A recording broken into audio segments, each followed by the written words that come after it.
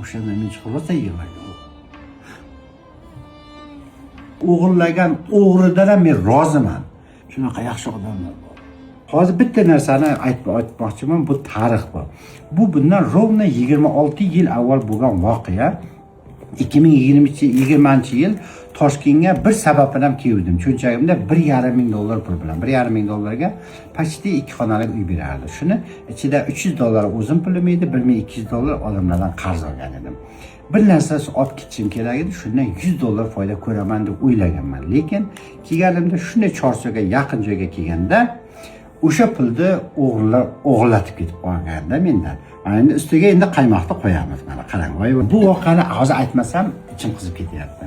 O'sha pulni o'g'irlatganimdan keyin shu pulni men topolmadim. Keyin shu qaytib borishga uyaldim. Hozir odamlar qarzi bo'lsa, o'g'irlatib qo'ydim, topganda beraman deydi. Lekin menda unaqa bo'lmagan. Nima qilsam bo'ladi deb yig'laganman, sistaganman, militsiyaga borganman, hech kim topib bermagan. Keyin o'sha joyda bir sabab bilan Abdusamad aka degan odam bilan men tanishganman-da. Shu odamga shu haligi voqeani aytib bergandan keyin to'xtab dedi. Juda yaxshi yigit ekansan. Sal yaqinroq olib kel. Men senga bitta yaxshilik qilaman dedi. Juda Toshkentda boy odamlardan bittasi men simdoshim. Shunga telefon qilaman dedi. Agar shunga ma'qul bo'lsa, senga yordam beradi dedi. U Mirhakim aka degan odam edi. Mirsoliy Mirhakim aka. Juda o'sha paytda 2000-yilda Toshkentda boy odamlardan 10 ta bo'lsa bittasi edi. Shunaqa juda ham ko'p kompaniyalari bor, juda ko'p narsalari bor edi. Shunaqa o'ziga to'g'ri, lekin yaxshi odam edi.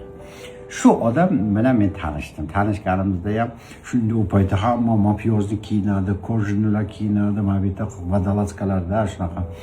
Men hayajonlanib qoldim. Toshkentga birinchi kelishim o'zida.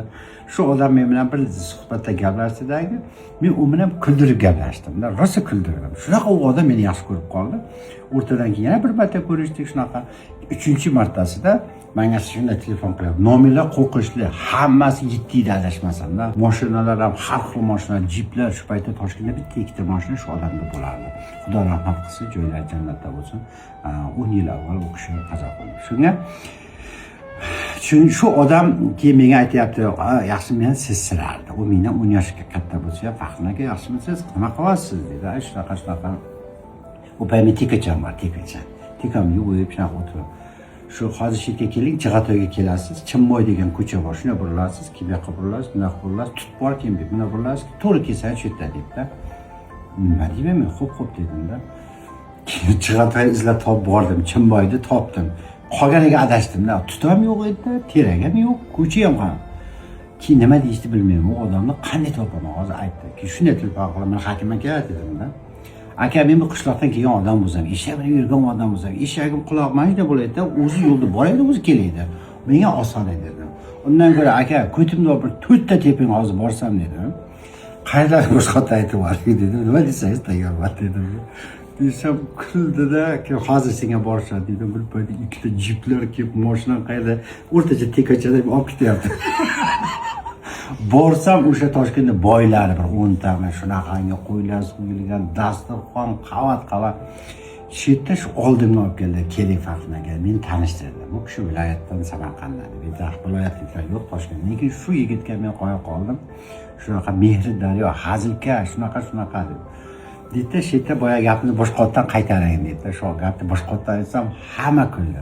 Ish qilib aytmoqchiman, shu odam meni taxminan bir oy sal tekshirdi. Bir ikkita narsalar ishga buyurib ko'rdi, nimadir ko'rdi. Akazivitsa orqadan odamlar jo'natib ish qilib u meni tekshirgan. O'rtadan bir oy o'tmas shunday menga telefon qiladi, keling dedi. Shunday ofisiga kirsa, ofisi вообще dahshat. Shunda u odam aytdi-da, siz shu paytda dedi pulingizni o'g'irlatgan ekansiz. Nima aytmadingiz dedi. Yo'q. Mana dokumentimni o'g'irlatdim dedingiz-ku dedi. Endi shunaqa dedim. Eshitdim dedi. Qancha pul o'g'irlatgansiz dedi. Salkam $1,500, $1,400 pul qolgani so'mini salkam shunaqa dedi. Keyin dedi, mana $1,500 sizga dedi. Kimdan olgan bo'lsangiz qaytarib bering dedi. Mana bu dedi, bir sumka qilib $20,000 hisobda, bir sumka $20,000lik o'sha paytda pul berdi. Bir sumka. U paytda $20,000ga 10 ta 2 xonalik remontli kvartira berardi. Mana shu pul sizga dedi. Ma'qul tushdingiz menga dedi. Men sizni tekshirmayman, shunday ishondim, Allohga tavakkal dedi. Shunaqa joylarim bor, boringda yurgizing, aptekalar yurgizing, o'zini sohangiz shu ekan, yurgizing, ishlavering, sog' bo'ling, salomat bo'ling dedi. O'shanda men chiqib rosa yig'ladim.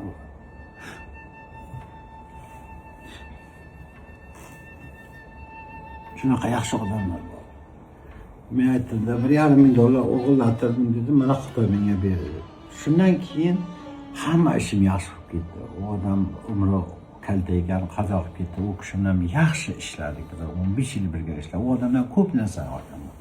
Shuning uchun hozir Chig'atoyga bordimda, o'sha joydan non olib, o'sha joydan qaymoq olib, mana qurtabala olib, shunaqa hayajonlanib kelyapman. Joylari jannatda bo'lsin. Men mana shu eski Toshkentliklarni, Chimboy, Chig'atoyda hammasidan men xursandman. Ular meni ko'targan, mana Toshkentga olib qo'ygan, shunaqangi deb. Shuning uchun ozgina ko'nglim bo'ldi. Chunki juda qiynalgan edim. Faqat bitta narsa aytaman, kimlardir motivatsiya bo'ladi. Gaplarimga 10% ishonsalaring ham katta gap. Qayerda bo'lsa ham to'g'risiz bo'linglar. Shunaqangi odamlar oldingizga chiqadi, shunaqa odamlar oldingizga chiqadi. Siz o'sha 9 ta odam sizga yomonlik qilsa ham o'sha bittasi to'g'risiz bo'lgani uchun sizga 100 ta odamni yaxshiligini qiladi. Umuman hayotingizni o'zgartiradi. Men Toshkentda o'sha 2000-yilda pulimni to'g'ri topolmay yurganimda shu odam tanishib, shu bilan Toshkentga qolib ketganman. O'rtadan 1 yil, 2 yil o'tar o'tmasdan yangi mashinalar oldim, yana 1 yil o'tar o'tmas zo'r uylar oldim, sebzorlardan boshqa. Mana shu yerda Hasan Husanlar tug'ildi, shuning uchun meni hayotimda shu odam shunaqangi o'zgartirib olgan. Shuning uchun meni o'g'irlatgan Chorsuda shuni chiqishida tekona ichida 28-98 oq tekadan o'g'irlagan o'g'ridan ham men roziman. Nimaga ishlatgan bo'lsa ham roziman. Agar hayot bo'lsa shu oldi 26 yil bo'lishman, men undan ham roziman. Shu bahona men qolib ketdim. Kim menga yomonlik qilgan bo'lsa hayotimda, undan keyin 17-yilda meni yomonlik, umuman hayotim o'zgarib ketdi boshqasi. Undan ham men roziman. Hozir ham orqada bitta ikkita yomonlar turganlar borda eshitmayman. Balkim bor bo'lsa, o'shalardan ham roziman. Sog' bo'linglar, salomat bo'linglar. Sizlar menga yana ham motivatsiya berasizlar, hayotimni o'zgartirasizlar. Sog' bo'linglar. Katta rahmat. Direktor qo'ygan bo'lsa. Yo'q, qilishdi. Maslahat.